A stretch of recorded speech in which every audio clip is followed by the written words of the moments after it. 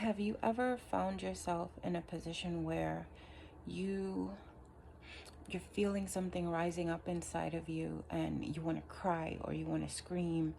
You're getting emotional, whatever that emotion is, but you feel like it's not the right time, it's not the right space for that emotion. So therefore you push it down under the surface because you might be at work, or you might be in in Target with your child, or you're in a public place with your significant other and there's an argument that's happening, and you don't want to cause a scene.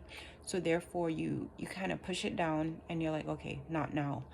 But what happens is, if you have enough of those not now moments, you become numb to yourself and you start to neglect yourself.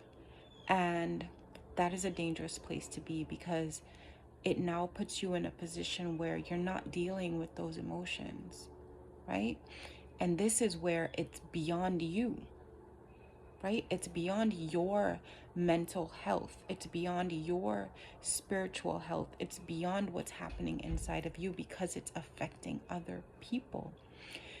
And when you talk about having a visionary lifestyle, being a visionary woman, one of the things that we really want to look at is that the whole point of doing all this is so that we can serve, right? So that we can serve the people we love, so that we can enjoy them, so that we can have good relationships, so that we can fulfill the purpose and the plan that God has for our lives. But we are often praised for sacrifice, right? We're often praised for being the wounded woman who still keeps going. And we say, wow, she's so strong. But the truth is, she's actually struggling inside. The truth is, she's actually faking fulfillment, right? We absolutely have to deal with our hurt, deal with our shame, deal with our pain. All of that is part of a visionary lifestyle. It's not just follow these 10 steps and you're going to be successful and all your relationships are going to be good. It's dealing with some hard stuff too. And when we don't make time for healing, when we don't schedule that healing, what happens is we don't get to show up whole. We may look strong, we may sound good, we may be doing all the right things, but we're actually not strong. And we're doing it for all the wrong reasons, because we're doing it for applause.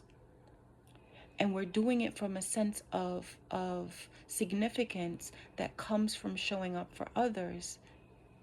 But there is no point in showing up for others if you're not showing up within yourself, if you're not showing up for yourself. And when I talk about showing up for yourself, I'm not talking about patting yourself on the back and making yourself feel good.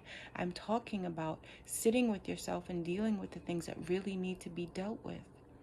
There may be character issues, right? There may be habits, there may be thoughts, there may be mindsets that need to be rewired. There may be a path that you're going down that needs to be rerouted. Are you sitting with yourself and dealing with those things, or are you just going with the flow? Are you trying to be as pleasant as possible and not rock the boat and not make anyone feel uncomfortable and make everything smooth for everyone else? But the fact is, a lot of women do this, and I have found myself doing it. I have found myself doing it in the past. I've done it in relationships. I've done it with, and when I say relationships, I mean like romantic relationship as well as relationships with friends. I have done it with my children, where instead of being someone who is going to empower them by allowing the other person to go through hard things, what I do is I try to smooth everything over, and I try to make it as convenient as possible, as easy as possible, as non-conflicting and non-confronting as possible, so that everything's gonna look like it's okay and everybody's gonna feel happy. But in the process of doing that, I was rescheduling my emotions. Not now. Don't be don't be don't be angry now.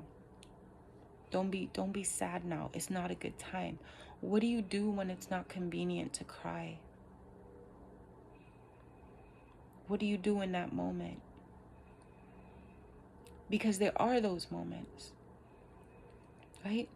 You can't just have a meltdown in the middle of a board meeting or in the middle of a conversation. Sometimes it really isn't the right time. And that's okay. That's life. But when it is the right time, when you do have time, when you have privacy, and we all do, some have more than others, some have more time than others, but we all have moments where we can sit with ourselves. What do we do in those moments? How do you handle yourself? Right? How do you handle your own hurt? How do you handle your own pain, your own guilt, your own shame about the things that you're going through? Taking time to deal with your struggles goes beyond you. It's not just about you. And that's one of the first things that we have to learn about being a visionary woman, is that the vision starts with us, but it doesn't end with us. Because we all have relationships. We all have circles of influence. We all have friends. We all have family who we're interacting with every single day. And everything that we do, everything that we are, everything that we feel spills over onto them. So it absolutely matters how you show up within yourself, because that's going to be reflected in how you show up with other people.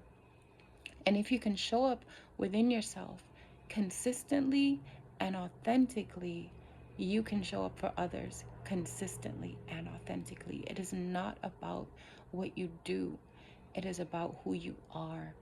And it is about nurturing who you are. That puts you in a powerful place to nurture and serve in a way that is pure and in a way that is good. And that's what you want. Ultimately, that's what you want. It is not just a vision for your own fulfillment, it's a vision to serve. I hope this helps. Blessings on your journey. I'll talk to you soon.